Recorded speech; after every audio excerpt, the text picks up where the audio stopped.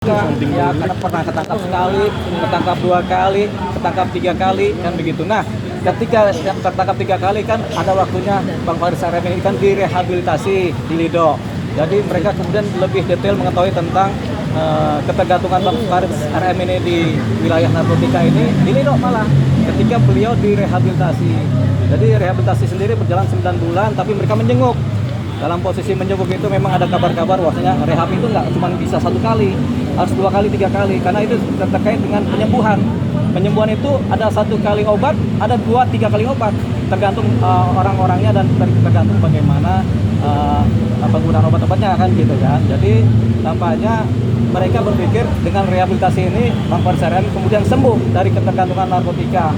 Persoalannya ternyata masih ada 10% ketergantungan atau kecanduan zat-zat narkotika yang ada di kepala Bang Faris RM, sehingga itu kemudian yang menjadi pemicu dia kemudian tergerak lagi, kecanduan lagi. Jadi dia kecanduan lagi menggunakan narkotika, tapi ini hanya sekali 2 kali kan, dan ini kemudian tertangkap. Nah persoalannya ketika Bang Faris RM tertangkap ini dia sebenarnya adalah pengguna, bukan pengedar. Tapi karena pasal-pasal yang dibikin dia adalah pengedar, ini menjadi persoalan. Kalau Bang Faris RM hanya sebagai pengguna, tentunya kan kebijakan negara itu Bang Faris RM ini harusnya segera direhabilitasi ulang. Tapi karena dicantumkan pasal pengedar, akhirnya ini dibawa ke persidangan untuk dibuktikan apakah dia pengedar atau bukan. Ternyata setelah kita mengikuti persidangan, tidak ditemukan fakta-fakta dan bukti-bukti yang menyatakan seorang Faris RM adalah sebagai pengedar. Memang di saksi-saksi tidak ada, bukti-buktinya juga tidak ada, karena bukti yang ditemukan cuma 0,89 gram sabu-sabu. 0,89 gram itu di bawah 1 gram.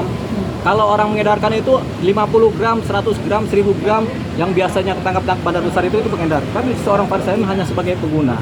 Harusnya ini bisa dijadikan landasan, apalagi sudah ada kronologis Bang Faris RM ini adalah memang kecanduan. Harusnya kan setelah ketahuan dia menggunakan, segera pihak penyidik atau penyelidik itu kemudian mengajukan permohonan rehabilitasi terhadap seorang Faris RM supaya rehab kedua. Tapi ini tidak, ini kemudian dibawa ke persidangan saat ini hanya karena kepikiran jangan-jangan dia adalah pengedar.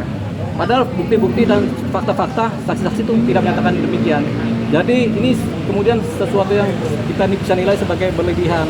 Seharusnya dia nggak perlu disidang, nggak perlu masuk dalam persidangan, dia langsung direhab ya. Tapi karena ada pasal-pasal dakwaan yang mengedarkan, ya udah dia disidangkan, dipenjara lah namanya. Satu hal terhadap pengguna, kebijakan negara memang terhadap pengguna narkotika itu sudah ada lembaga-lembaga rehabilitasi yang dibuat oleh negara. Di rumah sakit sudah ada, di Lido juga ada, di banyak rumah sakit ada. Tujuannya apa? Supaya para pengguna ini tidak dipenjara, tapi segera direhabilitasi. Itu tujuannya dibuatnya tempat-tempat rehab kan. Nah, tapi ini kan tetap aja ini dimasukkan ke wilayah penjara. Satu hal, untuk pemulihan pengguna itu harusnya adalah rehabilitasi, bukan di penjara. Nah, seorang Faris RM itu di penjara dia. Nah, orang yang kecanduan narkotika harusnya direhab, disembuhkan kecanduannya, bukan di penjara. Kalau di penjara dia tambah hancur. Begitu, ini yang sedang kita perjuangkan supaya dalam persidangan berikutnya dengan saksi-saksi ahli yang ada ke depannya dan kemudian dalam pledoi kita minta supaya seorang Faris RM ini kemudian dimohonkan untuk direhabilitasi ulang. Begitu, karena dia baru 1 kali rehab nih. Biasanya 3 kali tuh pengguna tuh rehab, dia direhabilitasi ulang. Dilepaskan dia dari jeruji penjara supaya martabatnya pulih, kesehatannya pulih, nggak hancur banget, dia kemudian mendapatkan rehabilitasi. Tujuan kita supaya menyembuhkan orang yang kena narkotika sembuh dari kecanduan kan, itu kan tujuannya, bukan kemudian meminada yang biasanya menghancurkan kepribadian seseorang. Bang, dengan ditambahnya pasal pengedar tersebut, menurut yang mengganjal menurut Abang sebagai lawyer itu apa sih? Iya, karena seharusnya dari tingkat penyidikan, pembuatan pemberkasan, seharusnya sudah bisa diteliti, bahwasanya bisa dibuktikan bahwasanya dia adalah memang hanya pengguna atau pecandu, bukan pengedar.